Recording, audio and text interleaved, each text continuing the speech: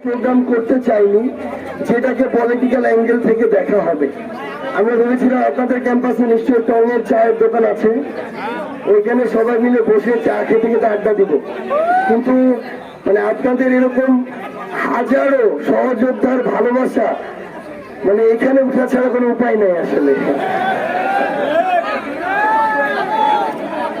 আমরা জাস্ট অল্প দু একটা কথা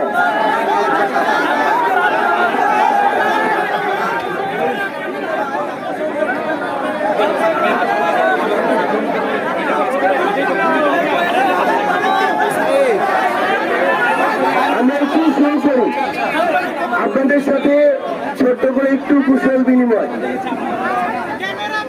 আমাদের 2024 সালের আমাদের সহযোদ্ধারা, অভ্যুত্থানের সহযোদ্ধারা, আমরা আজকে প্রত্যক্ষ বা পরোক্ষ ভাবে বিগত 11 মাস ধরে বা 1 বছর ধরে একটা দেশ, একটা রাষ্ট্রযন্ত্র কিভাবে ফাংশন করে এগুলো দেখার সুযোগ হয়েছে। আমাদের কাছে মনে হলো আমাদেরকে এতদিন ধরে রাজনীতিবিদরা বলি কিংবা সরকারের সাথে সম্পৃক্ত যারাই আছে, যেটা দেখিয়েছে সেটা পুরোটা সত্য নয়, সেটাই দেখিয়েছে যেটা তারা দেখাতে চেয়েছে, কিন্তু অ্যাকচুয়াল যেটা জিনিস সেটা তারা দেখায়নি। আমরা এও দেখি রাজনীতিবিদরা সামনে এসে বড় বড় কথা বলে, কিন্তু ভিতরে ভিতরে তাদের ইন্টারনাল নেগোসিয়েশন চলে। আমরা এটাও দেখেছি যে রাজনীতিবিদদের ভিতরে বাইরে এসে একে নিয়ে অনেক বড় কথা, এর বিরুদ্ধে অনেক বড় কথা বলে, কিন্তু ভিতরে ভিতরে একসাথে ব্যবসা প্রতিষ্ঠান চালায়। তো আমাদের এই অল্প কিছুদিনের অভিজ্ঞতা থেকে যেটা মনে হয়েছে, একটা অভ্যুত্থান, একজন শেখ হাসিনার পতন কিংবা একটা সরকারের পতন, এই পুরো যে একটা পুরাতন এস্টাবলিশমেন্ট, এটাকে পরিবর্তন করার ছোট্ট একটা অংশ। এখন আমাদের কাজ হচ্ছে এই পরিবর্তনের ধারাবাহিকতাটাতে এফোর্ট দিয়ে এটা কমপ্লিট করা।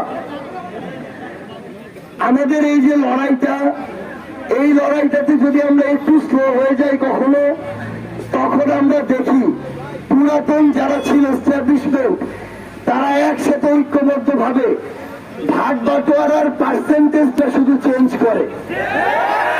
আগে ছিল ধরেন 70-30, এখন হয়ে গেছে 30-70, কিন্তু আগের মতো সব কিছু চলে, চাঁদাবাজি চলে, সিন্ডিকেট চলে, দখলদারিত্ব চলে, মাদকের ব্যবসা চলে, কালো টাকার বিশাল বড় বিজনেস চলে। আমাদের দিন শেষে যেটা মনে হয়েছে, আমরা যে লড়াইটা শুরু করেছি ওই 36 দিনের একটা লড়াই, এটা শেষ করার পূর্ব পর্যন্ত আমাদের শহীদ যারা রয়েছেন, আহত যোদ্ধা যারা রয়েছেন, তাদের সাথে কমিটমেন্টের আমানতটা আমাদের রক্ষা করতে হবে। এই জন্য এই লড়াইটাকে রাজনৈতিক দলের মধ্য দিয়ে আমাদের শুরু করতে হয়েছে, কারণ অন্তত বাংলাদেশের পার্সপেক্টিভে এটাই তিক্ত সত্য যে আপনি একটা স্বেচ্ছাসেবামূলক কিংবা একটা ভলান্টিয়ারিং কোন প্ল্যাটফর্ম দিয়ে